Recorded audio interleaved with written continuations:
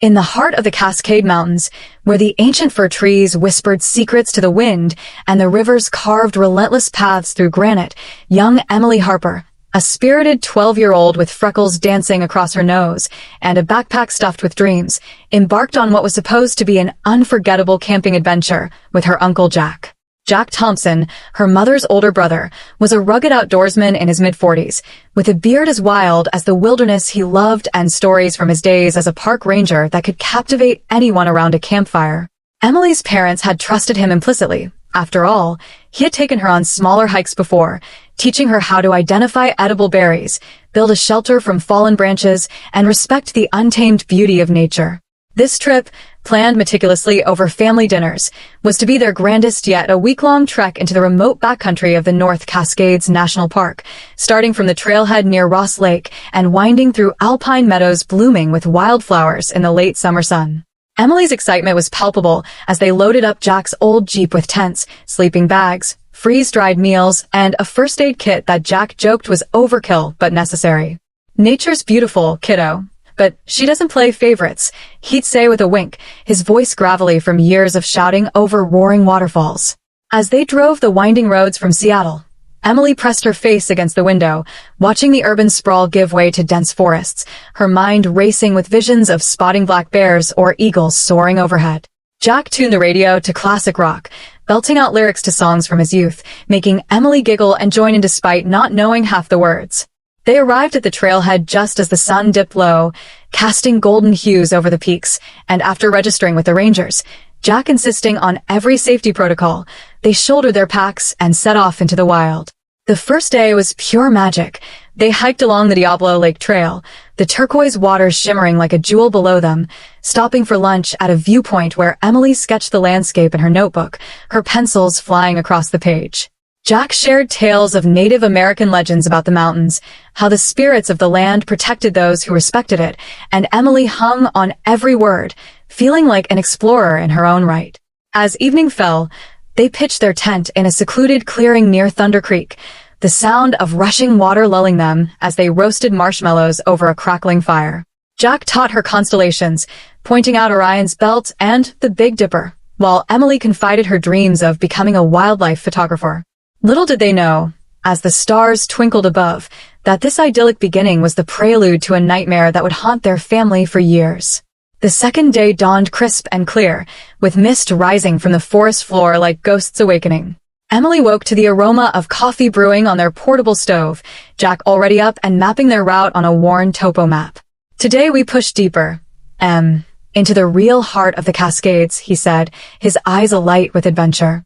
They broke camp efficiently, Emily learning to roll her sleeping bag tightly and secure it to her pack, feeling a surge of independence. The trail grew steeper, winding through old-growth forests where massive Douglas firs towered like sentinels, their trunks moss-covered and roots snaking across the path like veins of the earth. Birds chirped melodies unfamiliar to Emily's city ears, warblers and thrushes, and occasionally, the rustle of underbrush hinted at hidden wildlife. They crossed log bridges over babbling streams, Jack steadying Emily with a firm hand when the woods slicked with dew. By midday, they reached a high meadow carpeted in lupins and paintbrush flowers, a riot of purple and red that made Emily gasp in delight. She pulled out her disposable camera, a gift from her parents, and snapped photos of everything. A butterfly alighting on a bloom, Jack posing dramatically with his hiking poles, the distant snow-capped peaks of Forbidden and Eldorado. Lunch was simple. Peanut butter sandwiches and trail mix, but shared in that paradise, it tasted like a feast. As they continued, the terrain turned more challenging. Switchbacks climbed relentlessly, and Emily's legs burned, but Jack encouraged her with stories of his own youthful struggles, like the time he got lost in the Olympics and survived on berries for a day. "Resilience, kid. That's what the wild teaches you," he grunted, helping her over a rocky outcrop. They encountered few other hikers, the remoteness adding to the thrill, though Jack noted the weather forecast on his satellite phone. Clear skies ahead, but always be prepared. Late afternoon brought them to their second campsite near a pristine alpine lake, its waters so still they mirrored the surrounding ridges perfectly. Emily skipped stones across the surface while Jack set up the tent, and as dusk settled, they built a fire and cooked dehydrated chili, the spices warming them against the cooling air. That night, Under a blanket of stars unobscured by city lights, Emily felt truly alive, journaling her thoughts by flashlight. This is the best trip ever. Uncle Jack is like a superhero. Jack, meanwhile, checked their gear one last time, his ranger instincts ever vigilant, unaware that forces beyond their control were stirring in the shadows of the peaks. On the third day, subtle signs of unease began to creep in, though neither Emily nor Jack could pinpoint them at first. The morning started routinely enough. Oatmeal for breakfast, pack-shouldered, and onward along the Pacific Crest Trail segment that veered into even wilder territory. The air grew thinner as they ascended, and Emily marveled at the changing flora, from lush ferns below to hardy alpine plants clinging to life amid rocks. Jack pointed out animal tracks, deer, perhaps a cougar, and taught her how to read them, emphasizing caution. Eyes open, ears sharp, he advised, his tone light but laced with seriousness. They paused at a viewpoint overlooking the Skagit Valley, the river a silver thread far below, and Emily felt a pang of homesickness mixed with exhilaration. As the day wore on, the weather shifted unexpectedly. Clouds gathered like uninvited guests, and a light drizzle began, turning the trail muddy and slick. Jack pulled out ponchos from his pack, wrapping Emily in hers with a reassuring smile. Just a passing shower. Keeps things interesting. But the rain persisted, soaking through despite their gear, and by early afternoon, they were drenched and chilled. Emily's enthusiasm waned, her sneakers squelching with each step, but Jack kept spirits high with jokes and promises of hot cocoa at camp. They detoured slightly to avoid a washed-out section, Jack consulting his compass and map, his experience guiding them safely. Yet, as they descended into a narrow canyon flanked by sheer cliffs, an odd silence fell over the forest. No birdsong, no rustling leaves, just the patter of rain and their labored breaths. Emily shivered, not just from cold, and clutched Jack's hand tighter. It's like the woods are holding their breath, she whispered, and Jack nodded, scanning the surroundings with narrowed eyes. They reached their intended campsite by a rushing creek swollen from the rain, but the ground was too saturated for a fire, so they ate cold rations in the tent, huddling for warmth. Jack tried to radio for a weather update, but static filled the airwaves, perhaps the storm interfering. As night enveloped them, the rain intensified into a downpour, thunder rumbling in the distance like a warning. Emily fell asleep to Jack's soft humming, but he stayed awake, listening to the night, a vague unease gnawing at him that he couldn't shake. The fourth day dawned gray and foreboding, the rain having tapered to a mist but leaving the world sodden and muted. Emily woke with a sniffle, her nose stuffy from the damp, but Jack brewed hot tea and assured her it was nothing a good hike wouldn't cure. They packed up quickly, eager to move and generate heat, following the trail upstream along the creek, which had risen overnight, its waters turbulent and frothy. The path narrowed, hugging the canyon wall, and Jack led the way, testing each step on the slippery rocks. Emily followed close, her pack feeling heavier with wet clothes, but the adventure still sparked in her eyes. Mid-morning, they came upon a fallen tree blocking the trail, a massive cedar uprooted by the storm, and Jack scouted a way around, bushwhacking through thick undergrowth. "Stay right behind me, he called, machete in hand to clear vines. The detour took longer than expected, thorns snagging their clothes, and by the time they rejoined the trail, fatigue set in. Lunch was hasty, under a rocky overhang for shelter, where Emily shared her worries about the weather. Jack hugged her, promising they'd turn back if it worsened, but his own mind raced with calculations, distance to the next ranger station, remaining supplies. As they pressed on, the canyon deepened, cliffs rising like giants on either side, and a faint roar grew louder. A waterfall ahead, marking the trail's crux. They approached cautiously, the spray misting their faces, and Jack rigged a rope for safety across the narrow ledge. "One at a time, I'll go first," he said, demonstrating the crossing. Emily watched, heart pounding, as he made it safely. Then it was her turn. Halfway across, a gust of wind whipped through the canyon, and she slipped, her foot dangling over the abyss. Jack's shout echoed as he pulled her to safety, both trembling from a close call. That's enough risks for today, he decided, scouting a nearby ledge for an impromptu camp. They set up the tent precariously, the waterfall's roar drowning all else, and as evening fell, Jack noticed Emily's cough worsening, fetching medicine from the kit. Dinner was sparse, morale low, and that night, as winds howled, strange sounds pierced the din, cracks like breaking branches, or perhaps something more sinister. Jack dismissed them as the storm, but deep down, doubt crept in. By the fifth day, the line between adventure and peril had blurred irreparably. The mist hung thick, visibility poor, and Emily's illness had escalated, feverish, weak, her cough rattling. Jack, masking his panic, decided they must head back, prioritizing her health over the trip. They broke camp at first light, retracing steps down the canyon, but the creek had flooded parts of the trail, forcing wades through knee-deep water. Emily clung to Jack, her small frame shivering, and he carried her pack along with his, muscles straining. "We're almost there, kiddo. Just think of home," he encouraged, though the way seemed longer, disorienting in the fog. Hours passed, the landscape unfamiliar. Had they taken a wrong turn? Jack checked his compass repeatedly, but magnetic anomalies in the mountains could play tricks. They stopped for rest under an overhang, Jack forcing Emily to eat despite her protests, his mind flashing to emergency protocols. As afternoon waned, a sudden rockslide rumbled nearby, sending boulders crashing down the slope, narrowly missing them. Adrenaline surged, and Jack scooped Emily up, running for cover. In the chaos, they veered off trail, into denser woods, the fog thickening like a veil. "Uncle Jack, I'm scared," Emily whimpered, and he held her tight, promising rescue. But as dusk approached, exhaustion overtook them. They huddled in a makeshift shelter of branches, Jack activating the emergency beacon on his satellite phone, signal weak, but sent. Night fell pitch black, the forest alive with unseen movements, twigs snapping, leaves rustling, and Emily's fever dreams mingled with reality. Jack stayed vigilant, whispering stories to soothe her, but fear gripped him. What if help didn't come? In the dead of night, a low growl echoed, animal or imagination, and then silence, profound, unnatural. By morning, they were gone, vanished without trace, their campsite abandoned, packs left behind as if swallowed by the earth itself.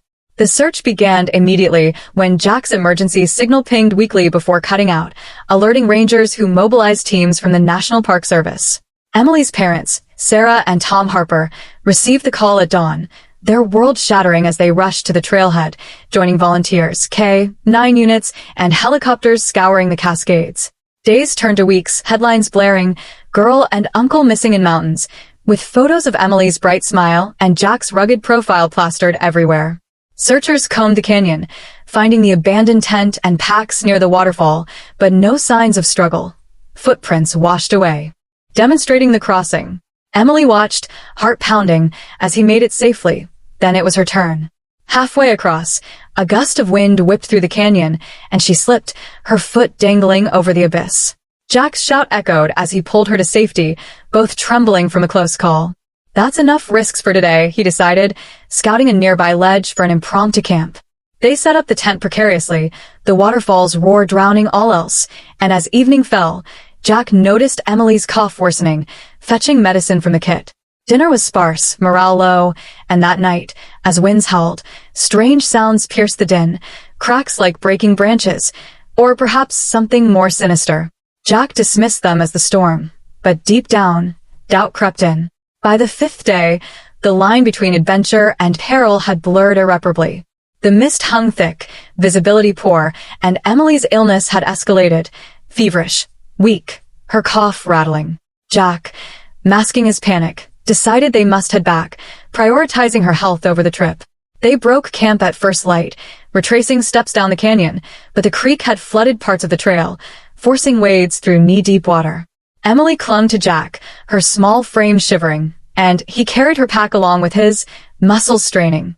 "We're almost there, kiddo. Just think of home," he encouraged, though the way seemed longer, disorienting in the fog. Hours passed, the landscape unfamiliar. Had they taken a wrong turn? Jack checked his compass repeatedly, but magnetic anomalies in the mountains could play tricks. They stopped for rest under an overhang, Jack forcing Emily to eat despite her protests, his mind flashing to emergency protocols. As afternoon waned, a sudden rockslide rumbled nearby, sending boulders crashing down the slope, narrowly missing them. Adrenaline surged, and Jack scooped Emily up, running for cover. In the chaos, they veered off trail, into denser woods, the fog thickening like a veil. "Uncle Jack, I'm scared," Emily whimpered, and he held her tight, promising rescue.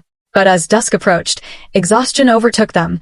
They huddled in a makeshift shelter of branches, Jack activating the emergency beacon on his satellite phone. Signal weak, but sent. Night fell pitch black, the forest alive with unseen movements, twigs snapping, leaves rustling, and Emily's fevered dreams mingled with reality. Jack stayed vigilant, whispering stories to soothe her, but fear gripped him. What if help didn't come? In the dead of night, a low growl echoed, animal or imagination, and then silence, profound, unnatural. By morning, they were gone, vanished without trace, their campsite abandoned, packs left behind as if swallowed by the earth itself. The search began immediately when Jack's emergency signal pinged weakly before cutting out, alerting rangers who mobilized teams from the National Park Service. Emily's parents, Sarah and Tom Harper, received the call at dawn, their world shattering as they rushed to the trailhead, joining volunteers, K-9 units, and helicopters scouring the Cascades. Days turned to weeks, headlines blaring, girl and uncle missing in mountains, with photos of Emily's bright smile and Jack's rugged profile plastered everywhere. Searchers combed the canyon, finding the abandoned tent and packs near the waterfall, but no signs of struggle. Footprints washed away. By rain, no blood, no clues. Theories abounded. Animal attack, hypothermia, a fall into the creek. Psychics and amateur sleuths flooded in, but official investigation stalled, the vast wilderness yielding nothing. The Harpers clung to hope, organizing vigils and fundraisers, but as months passed, grief set in. Emily's room preserved like a shrine, Jack's Jeep gathering dust. 5 years later, the case cold, a base jumper named Alex Rivera, thrill seeker with a helmet cam, leaped from a peak overlooking the canyon, his parachute deploying as he glided down. His footage, reviewed later, captured something chilling in the depths below, a flash of color, perhaps fabric, and shapes that looked eerily human, hidden in a crevice long overlooked. The discovery reignited the mystery, pulling the Harpers back into the spotlight as experts analyzed the video, whispering of survival or something far darker lurking in the Cascade shadows. Base jumpers footage spread like wildfire across the internet, reigniting a frenzy of speculation and hope that had long lain dormant in the hearts of Emily Harper's family and the small community that had rallied around them. Alex Rivera, a wiry 20-something with a penchant for adrenaline and a YouTube channel boasting thousands of followers, had no idea his routine jump would become a catalyst for revisiting one of the Cascades' most perplexing mysteries. His helmet cam, strapped securely to capture the breathtaking descent from a jagged peak above the Skagit Valley, recorded the usual, sweeping vistas of snow-dusted ridges, the turquoise ribbon of Ross Lake, and the endless sea of evergreens stretching to the horizon. But at the 47-second mark, as he banked left to avoid a rocky outcrop, the camera caught something anomalous, a fleeting glimpse of what looked like a tattered blue fabric, possibly a jacket, wedged in a narrow crevice some 300 feet below the main trail. More chilling were the shapes nearby, two indistinct forms, humanoid but blurred, nestled in the shadows of the cliff face, where no searcher had ventured in the 5 years since Emily and Jack vanished. Alex, reviewing the footage that evening in his Bellingham apartment, froze, replaying the clip until his eyes burned. "This can't be real," he muttered, zooming in on pixelated forms that refused to clarify. Were they rocks, branches, or something else? He uploaded the clip to X, captioning it, "Found something weird in the Cascades. Missing hiker's case." Within hours, the post exploded, tagged with #HarperMystery, drawing thousands of comments ranging from excited theories to outright skepticism. Amateur sleuths dissected every frame, some claiming the shapes were bodies, others arguing optical illusions or old climbing gear. The Harpers, now living with the quiet ache of unresolved loss, were blindsided when a local reporter knocked on their door, showing them Alex's post on her phone. Sarah Harper, Emily's mother, clutched the device, her breath catching as she saw the blue fabric. Emily's jacket was blue, a bright cerulean she'd picked out herself. Tom, her father, was more reserved, his engineer's mind wary of false hope, but even he couldn't dismiss the chill that ran through him. "We need to get out there," Sarah insisted, her voice trembling with a mix of dread and determination. By the next morning, the story had hit national news, with outlets like CNN and the Seattle Times running headlines. Base jumpers video may hold clue to 2020 Cascades disappearance. Park rangers, under pressure from renewed public interest, organized a new search team, this time equipped with drones and thermal imaging, targeting the crevice Alex's camera had inadvertently revealed. Volunteers flooded the park, including seasoned climbers who knew the treacherous cliffs better than most, while the Harpers, now in their late 40s, joined the effort, their faces etched with 5 years of sleepless nights. Alex, thrust into the spotlight, guided rangers to the exact coordinates of his jump, his GoPro footage mapped against topographic charts to pinpoint the crevice's location, a spot so inaccessible it had been overlooked during the initial searches, hidden by an overhang and dense foliage. The journey to the crevice was no small feat, requiring a team of expert climbers to rappel down a near-vertical cliff face, their ropes swaying in the mountain winds. Sarah and Tom waited at a base camp near the trailhead, surrounded by reporters, search and rescue volunteers, and a handful of psychics who'd shown up uninvited, claiming visions of Emily's spirit. The climbers, led by a grizzled veteran named Maria Cortez, descended with precision, their radios crackling with updates. "We're at 200 feet. Visibility's low, lots of mist," Maria reported, her voice steady despite the perilous drop. Below, the crevice loomed, a jagged scar in the rock barely wide enough for a person to squeeze through. As the team reached it, they found the blue fabric first, a shredded jacket, unmistakably Emily's, identified by a custom patch she'd sewn on with her initials, YH. Sarah, hearing this over the radio, collapsed into Tom's arms, sobbing, while he stared blankly at the mountains, his mind racing with possibilities. The climbers pressed deeper, their headlamps illuminating the crevice's interior, where they found more, a weathered backpack, its straps frayed but bearing Jack's monogram, and scattered items, a broken flashlight, a waterlogged journal, its pages illegible from years of exposure. But the shapes from the footage, the ones that had sparked so much debate, were not bodies. They were mannequins of all things. 2 life-sized figures dressed in tattered hiking clothes, positioned as if sitting against the crevice wall. The discovery sent a wave of confusion through the team. "What the hell is this?" one climber muttered, his voice echoing over the radio. Maria, ever pragmatic, cataloged the find, noting the mannequins' eerie realism, hand-stitched clothing, weathered boots, even wigs matted with dirt. Were they a prank, an art installation, or something more sinister? The team bagged the evidence, hauling it up with a jacket and backpack, while drones scanned the crevice for anything else. Bones, perhaps, or signs of struggle. Nothing else turned up, but the mannequins raised more questions than answers. X exploded with theories, a serial killer's macabre display, a cult ritual, or simply debris from a long-forgotten stunt. The Harpers, grappling with the discovery, refused to believe Emily and Jack were gone for good. "That jacket means she was there," Sarah insisted to a reporter, her eyes fierce. "If she was there, we can find her."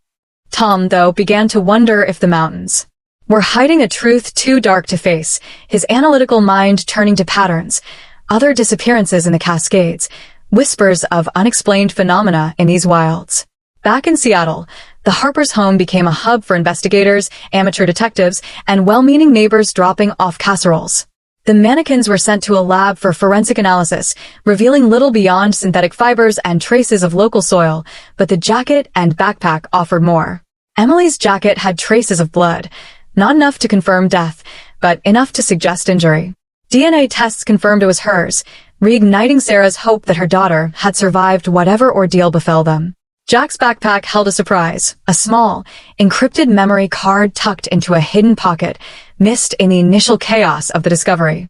A tech specialist cracked it, revealing audio files, Jack's voice, recorded in the days before their disappearance. The first file was mundane, Jack narrating their hike for Emily's future scrapbook. Day 3, kiddos killing it on the trail. Saw a bald eagle today, M's over the moon. But later files grew frantic. Day 5, storms bad. M's sick, fever's up. Trails flooded. Think we're off course. The final recording, time-stamped hours before the emergency beacon, was chilling. Something's out here. Not an animal, too deliberate. M's asleep, but I hear it moving. If anyone finds this, the audio cut off abruptly, static filling the void.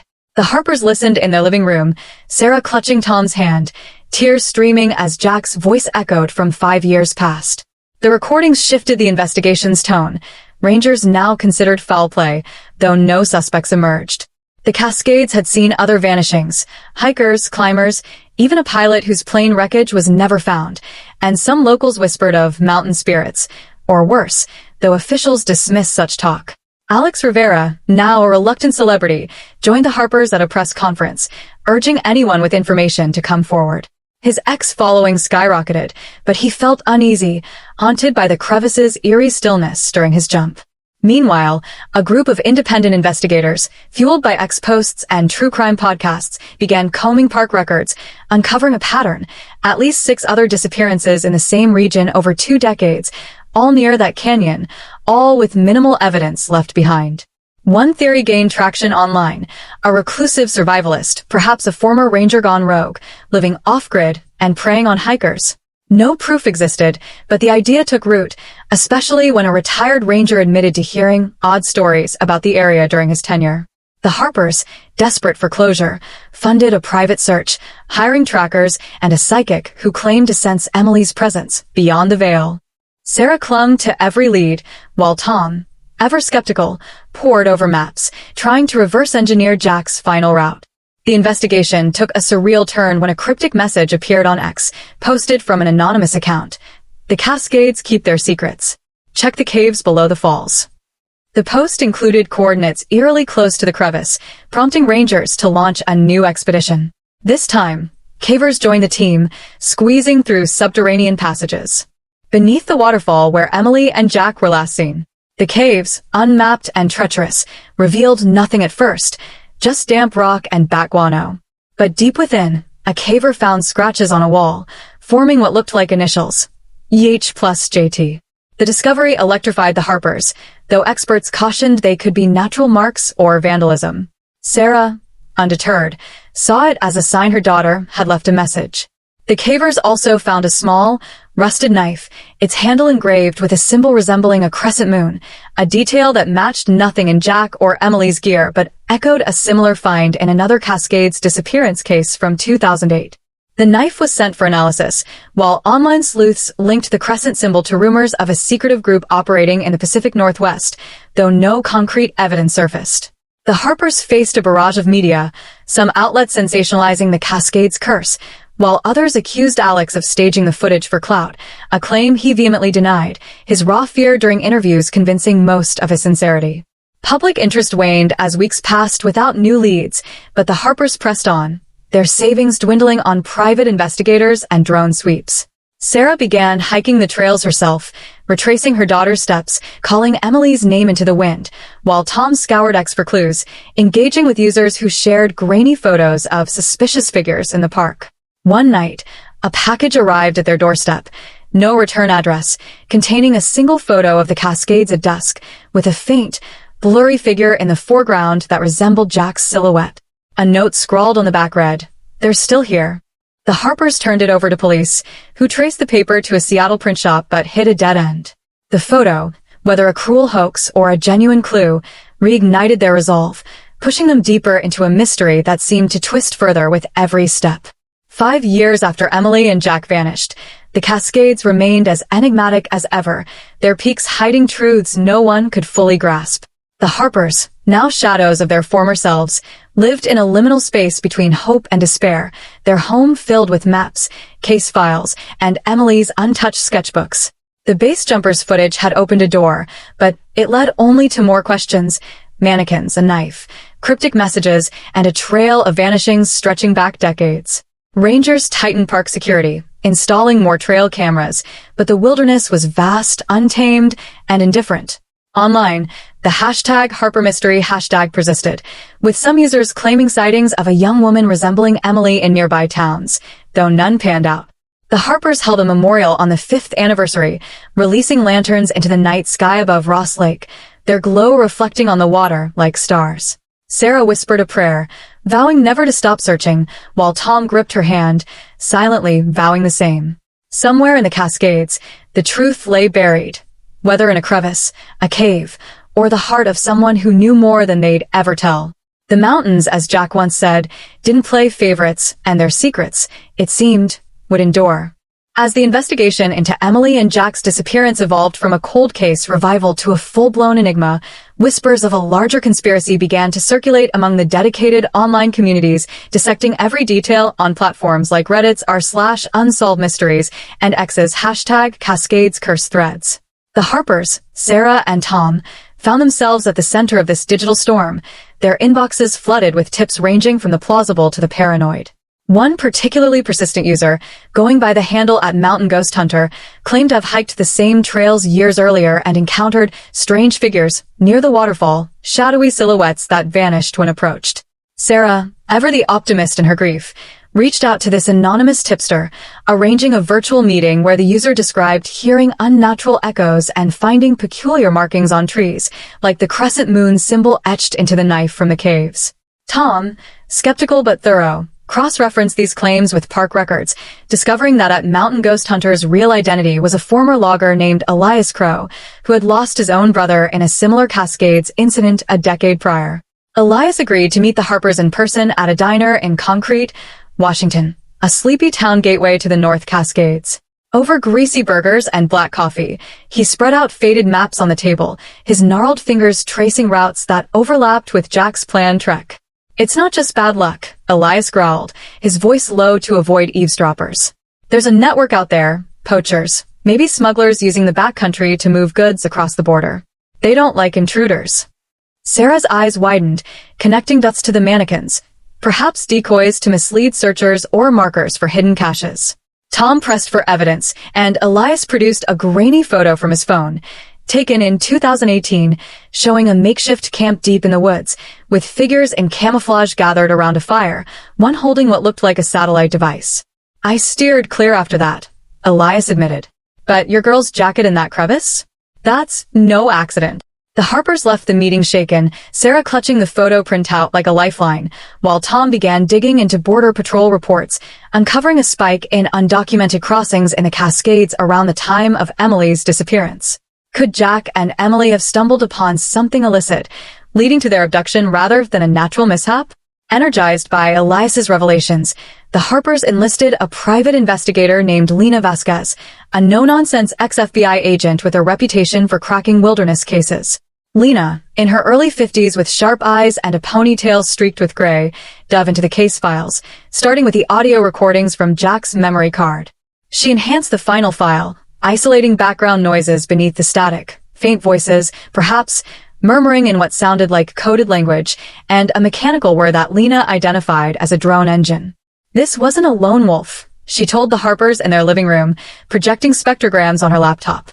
Drones suggest organization, surveillance, maybe drug drops. Sarah recalled Jack mentioning odd lights in the sky during their trip, dismissed as stars or planes, but now it fit a pattern. Lena coordinated with rangers to deploy their own drones over the canyon, capturing high-res images that revealed anomalies. Faint trails branching off the main path, concealed by brush, leading to what appeared to be abandoned structures. Old mining shacks from the gold rush era, long forgotten on maps. A ground team investigated, finding one shack with fresh signs of habitation. Food wrappers dated post-disappearance, a sleeping bag, and walls scrawled with more crescent symbols. Inside a rusted locker, they unearthed a journal, not Emily's, but belonging to an unknown author. Entries cryptic. Intruders at Falls, relocated. Assets secure.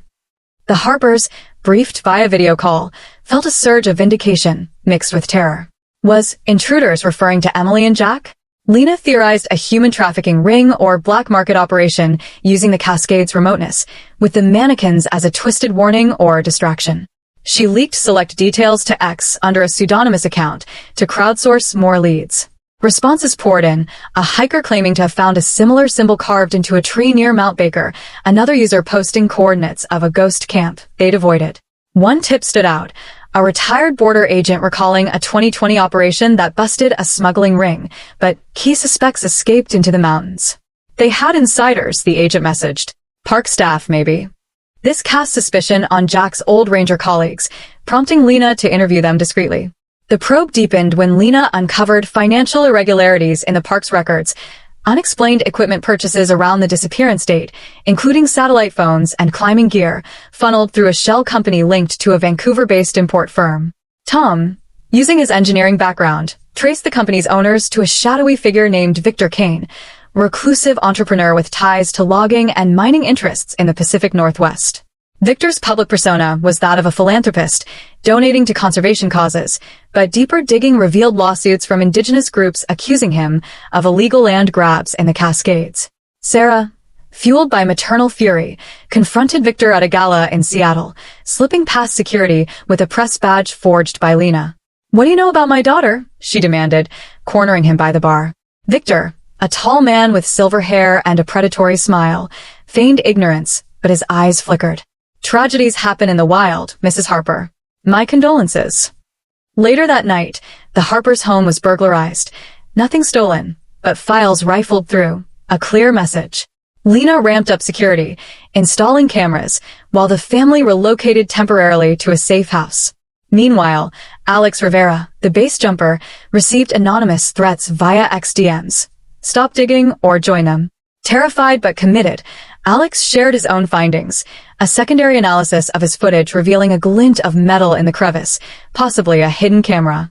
Drones returned to the site, recovering a weathered trail cam, its memory card intact. Footage from 2020 showed Emily and Jack passing by, then hours later, masked figures dragging what looked like unconscious bodies into the underbrush. The Harpers watched in horror, Sarah collapsing at the sight of her daughter's limp form.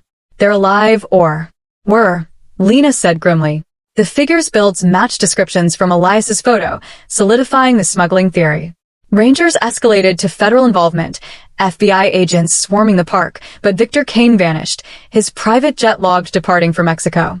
With federal resources in play, the search expanded beyond the crevice and caves, employing ground-penetrating radar and cadaver dogs trained for live scents. A breakthrough came during a sweep of the old mining shacks. In a concealed basement, agents found a cache of documents, ledgers detailing shipments coded as wildlife, but quantities suggested human cargo. Among them, a photo of Emily, time-stamped days after the disappearance, her face bruised but alive, beside Jack in restraints. The Harpers, viewing the evidence under heavy guard, wept with relief and rage. "We have to find them," Tom urged the lead agent, a stern woman named Agent Reyes. The ledgers pointed to a network spanning the U.S.-Canada border, with drop points in remote valleys. Raids ensued, netting low-level operatives who, under interrogation, confessed to relocating hikers who witnessed operations. One claimed Emily and Jack were taken to a holding site near the Chilliwack River, then transported north. "The girl was sick. They patched her up," he muttered, bargaining for leniency. Sarah clung to this, imagining Emily resilient, drawing strength from Jack's stories.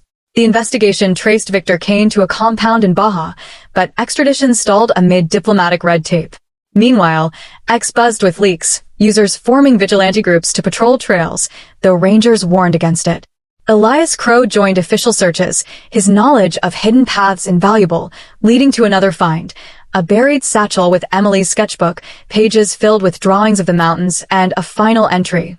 "Uncle Jack says help is coming. I miss Mom and Dad."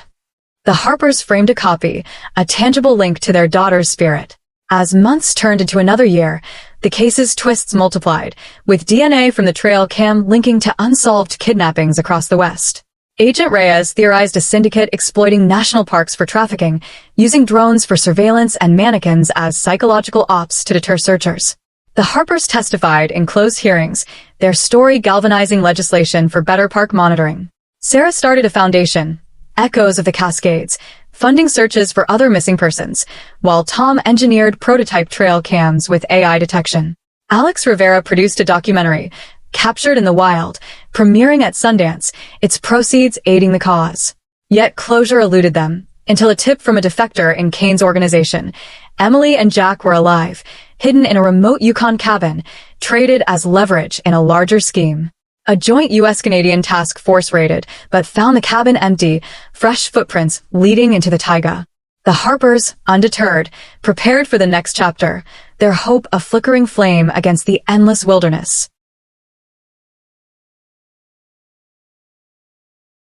The raid on the Yukon cabin, though yielding no captives, uncovered a treasure trove of digital breadcrumbs that propelled the investigation into uncharted territories, blending high-tech forensics with old-school detective work in a race against time and the unforgiving northern wilderness. Agent Reyes, leading the joint task force, analyzed the cabin's contents.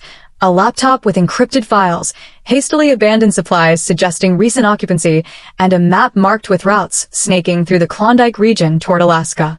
The laptop, cracked by FBI cyber experts, revealed emails between Victor Kane and unidentified contacts discussing assets in code, phrases like young talent relocation and experienced guide integration that chilled the Harpers to their core. Sarah, poring over transcripts in a Vancouver hotel room under protective custody, spotted a reference to Project Evergreen, a term echoing the Cascades forests, but hinting at something more sinister. Tom, leveraging his engineering skills, reverse-engineered the map's coordinates, plotting them against satellite imagery to reveal hidden outposts, camouflaged cabins, and airstrips used for clandestine flights. Lena Vasquez, the PI, flew north to join the ground search, her boots crunching on permafrost as teams fanned out with snowmobiles and helicopters. "They're moving them," Lena theorized during a briefing, pointing to tire tracks leading to a frozen river. "Kane's network is bigger than we thought, ties to international syndicates." The Harpers, restricted from the front lines for safety, monitored via secure video feeds, Sarah's nails bitten to the quick as she whispered encouragements to the void. "Hold on, Emily. We're coming." A defector's tip, corroborated by intercepted communications, led to a breakthrough. Kane's operation wasn't just smuggling drugs or artifacts, but humans, specifically coercing skilled individuals like Jack, with his ranger knowledge, into guiding illicit border crossings, while holding Emily as leverage. The thought fueled Sarah's nightmares, visions of her daughter, now 17, hardened by years of captivity, sketching escape plans in secret. Tom, channeling his grief into action, collaborated with tech volunteers on X, crowdsourcing analysis of the laptop data. One user, a cryptographer hobbyist, decoded a file revealing scheduled transfers to a compound in the Alaskan Panhandle. Reyes mobilized a cross-border strike, coordinating with Canadian Mounties and U.S. Coast Guard, but a blizzard delayed the op, tensions rising as satellite pings from a tracker, possibly implanted or attached to Jack, faded in and out. As the storm cleared, the task force descended on the Alaskan compound, a fortified lodge disguised as a hunting retreat, nestled in the Tongass National Forest where ancient Sitka spruces loomed like guardians. Choppers hovered low, agents rappelling down ropes amid swirling snow, while ground teams breached the perimeter. Gunfire erupted, Kane's guards, armed and desperate, defending their turf. Reyes, barking orders from a command van, watched body cams stream live. Rooms cleared, suspects zip-tied, but no sign of Emily or Jack. In the basement, however, they found holding cells, barred rooms with cots and chains, walls etched with messages from captives past. One inscription, fresh and heartbreaking. Emily H., Year 5. Uncle says fight. Sarah, viewing the feed, gasped, tears blurring her vision as confirmation hit. They were alive, or had been recently. Interrogations of captured operatives. Yielded confessions. Emily had been schooled in survival skills, used as a scout for the syndicate, while Jack mapped routes under duress. "The kid's tough," one thug admitted. "Saved our asses in a storm once." The Harpers flew to Juneau, joining Reyes for debriefs, their hope reignited but tempered by the escape. Kane and a core group had fled with hostages via seaplane, heading toward the Pacific. Lena traced the plane's transponder to a remote island in the Alexander Archipelago, a misty realm of fjords and fog-shrouded peaks. The pursuit intensified, Coast Guard cutters slicing through waves, drones scouting ahead. Meanwhile, X lit up with #RescueHarper trending, users sharing sightings and theories, some even donating to a GoFundMe for advanced search tech. Alex Rivera, from his Seattle base, used his platform to rally drone enthusiasts, one spotting a suspicious boat near Baranof Island. The tip panned out, a yacht anchored in a hidden cove, guarded but vulnerable. Reyes planned a nighttime assault, SEALs swimming ashore under cover of darkness. The operation unfolded with surgical precision, flashbangs lighting the night as teams stormed the yacht. Chaos ensued, shouts, splashes, the crack of suppressed fire. In the hold, they found them. Emily, gaunt but defiant, huddled with Jack, whose beard was streaked gray, eyes hollow from years of torment. "Mom? Dad?" Emily whispered as agents freed them, her voice cracking with disbelief. Jack, shielding her instinctively, nodded wearily. "We made it, kiddo." Medevac shoppers whisked them to a hospital in Sitka, where the Harpers waited, hearts pounding.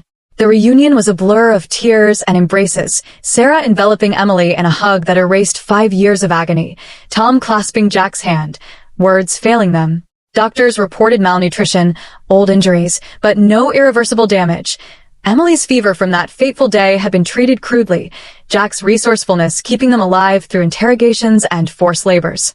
Kane, captured on the yacht, spat defiance during arrest, his empire crumbling as assets froze and accomplices turned state's evidence.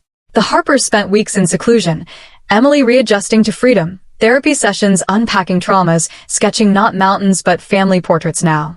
Jack, haunted by guilt, shared his recording's full story, how they'd witnessed a drone drop, masked men emerging from shadows, the abduction swift and professional. "I fought, but they were too many," he confessed over family dinners, the Harpers home alive again with laughter and healing.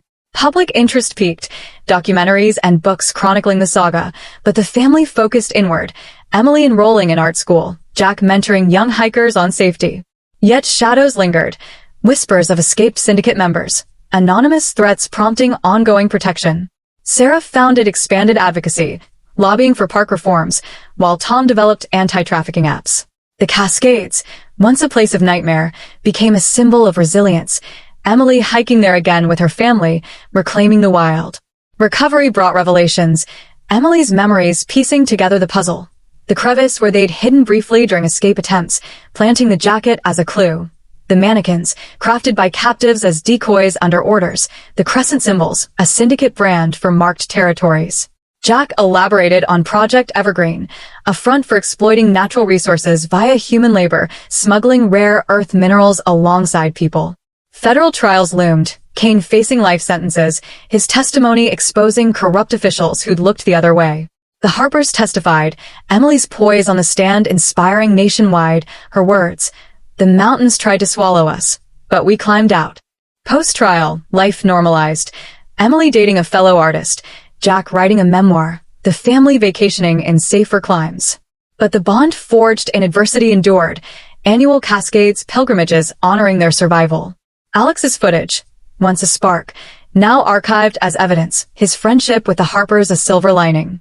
Elias Crow visited, sharing beers with Jack, 2 survivors toasting lost brothers. Lena closed the case file but stayed in touch, a guardian angel. As years passed, the mystery faded from headlines, but for the Harpers, it was a chapter closed, not forgotten, a testament. With the syndicate's tendrils severed by Kane's arrest and the subsequent global crackdown, the Harpers embarked on a new chapter of healing, but the scars of the Cascades ran deep, weaving through their lives like the roots of ancient cedars anchoring the mountainside. Emily, now a young woman of 17, navigated the bewildering transition from captivity to freedom with a resilience forged in the wilds.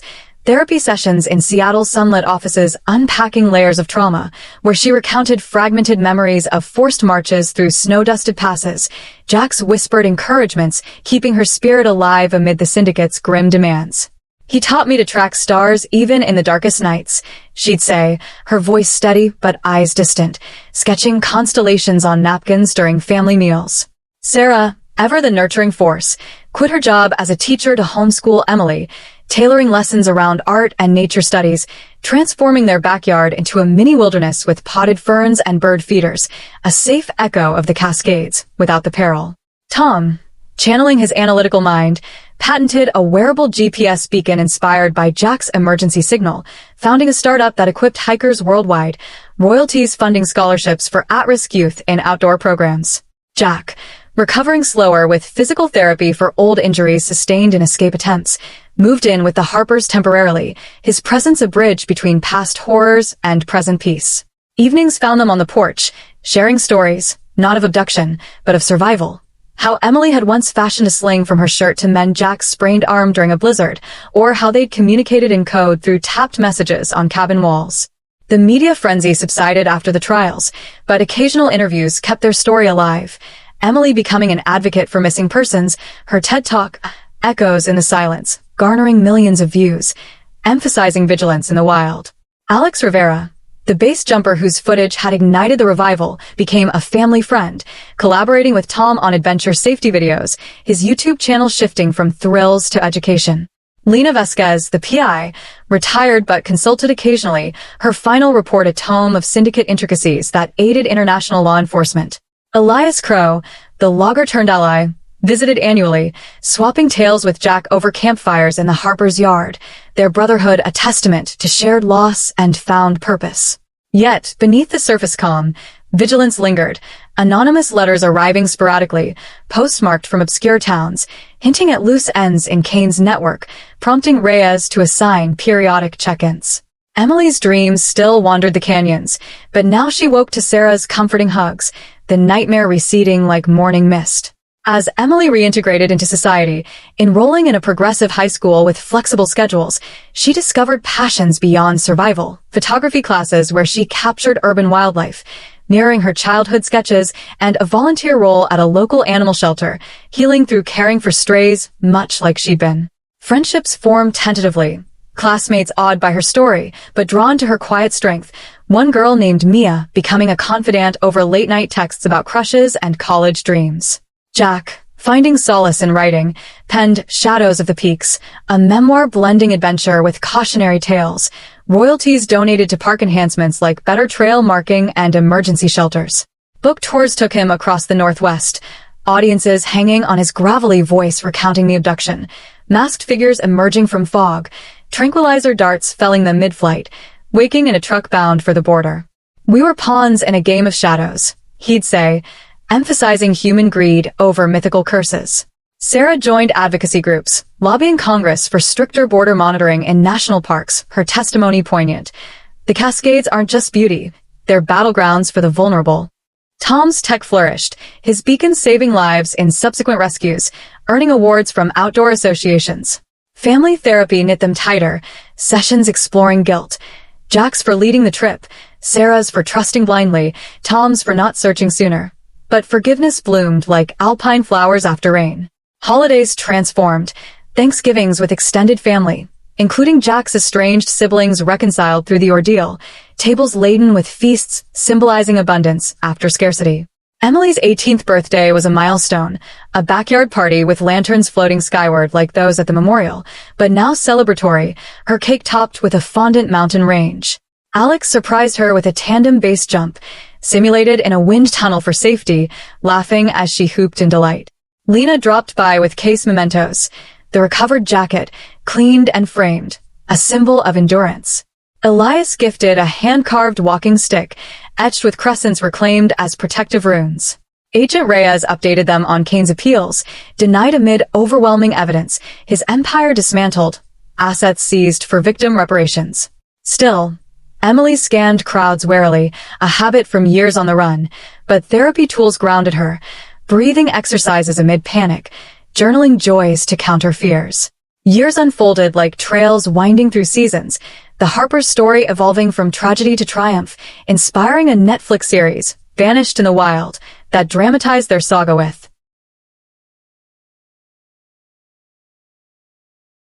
sensitivity, Emily consulting on scripts to ensure authenticity. She pursued a degree in environmental science at the University of Washington, specializing in conservation, her thesis on human impact in wilderness areas drawing from personal scars. Internships with the National Park Service placed her back in the Cascades, guarded hikes retracing old paths, planting trees in eroded spots, a cathartic reclamation. Jack, post-memoir, taught survival workshops, his classes packed with eager learners, emphasizing respect for nature's dual nature, provider and predator. Listen to the silence, he'd advise, echoing his pre-abduction wisdom. Sarah authored a parenting book, Raising Resilient Spirits, blending memoir with advice, touring libraries and schools, her message, trust but prepare. Tom's company expanded globally, partnering with Garmin for integrated devices, his innovations preventing dozens of disappearances annually. Family vacations ventured cautiously, beach trips to Hawaii, city explorations in Europe, but always returned to the mountains, annual pilgrimages to the trailhead where it began, leaving offerings of wildflowers at the crevice site, now a memorial plaque honoring all Cascades missing. Emily met a partner, a fellow student named Liam, drawn to her depth, their dates stargazing in safe meadows, sharing dreams of eco-travel. Weddings followed. Emily's in a forest glade, Jack walking her down the aisle, tears mingling with joy. Grandchildren arrived, tiny hands grasping hiking poles, stories of Great-Uncle Jack's adventures, bedtime staples, sanitized for innocence. Alex directed a follow-up doc, Reclaimed Horizons, focusing on recovery, winning Emmys. Lena, in retirement, penned mysteries inspired by the case, dedicating them to the Harpers. Elias passed peacefully, his ashes scattered in the woods, a final toast from Jack. Reyes retired, but not before closing related cold cases, the syndicate's fall unlocking archives. The Harpers Foundation grew, funding drones and AI for searches, saving lives worldwide. Emily, now a professor, lectured on resilience, her scars badges of honor. Decades later, the Cascades stood timeless, their peaks witnessing generations, the Harpers' legacy etched into conservation laws and public awareness. Emily, graying but vibrant, led guided tours for at-risk youth, sharing her story as empowerment. The wild tests us, but we emerge stronger. Jack, in his 80s, sat by firesides recounting tales, his memoir a classic. Sarah and Tom, hand in hand, watched sunsets from their porch, content in a life reclaimed. The base jumpers cam, once a spark, now museum exhibit, symbolizing serendipity's role in justice. As Emily's grandchildren hiked the trails, the cycle continued, adventure tempered with wisdom, the mountain's secrets guarded but no longer malevolent. In the end, love conquered the wild.